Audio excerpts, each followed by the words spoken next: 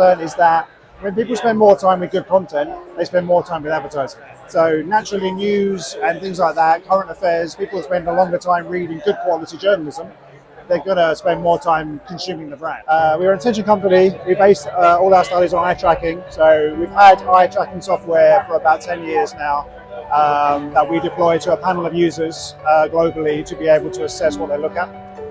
So we track three things. We track their gaze, so where the eye moves. The eye can have up to 10 gazes per second. Your fixations, where the eye stops, and then the direction the eye moves in. From that, we create predictive models of attention, and then we help brands to understand how to use those models to show which ads were actually seen by people, how long they were seen for, and then generally we try and connect that to outcome data. So does increased attention drive better recall, awareness, brand lift, sales lift, like those kind of things. And what have you learned about doing it for 10 years? What have you learned about eye gazing? What works, what doesn't?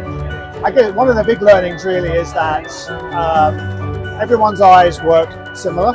So we often get asked, like, well, how does language make an effect? If I'm reading a different language on a website in France or in India or in the UK or in the US, and actually people consume things in the same way. So they read, they look at content, and they kind of learn from that. And so really the patterns are very similar in people globally.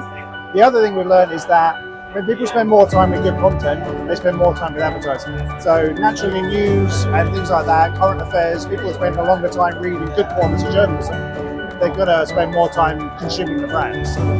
Feeds, things that move fast, things that are dipping in and out, the advertising gets affected by that. People don't spend as long looking at it. Therefore, it's not as rememberable. And the C pattern that we talk about in terms of eye movement, is that the way the eye moves? Like, is it always from the top left of the screen down to the, like, maybe the bottom right and then to the left? Yeah, there are some similar patterns. I guess where it does change is when people read from right to left, top to bottom. You know, certain markets, certain publications in Japan where there's very different reading patterns, that does change the effect of how attention is kind of gathered. But predominantly, people do focus in the same way. They look at the center. They always focus on the center of the screen. The old skyscraper ads on the left and right, no one ever looks at them. They're just a waste of money. But people really, like, within the feed, within the middle, certain, like, larger ads work better than smaller ads, more engaging ads work better than non-engaging ads, and more central ads work better. And, you know, we do studies on TV, out of home, cinema. You know, it's no surprise that these bigger real estates drive more attention as well. So, yeah. All right. Thank you so much. No worries. Thank you very much.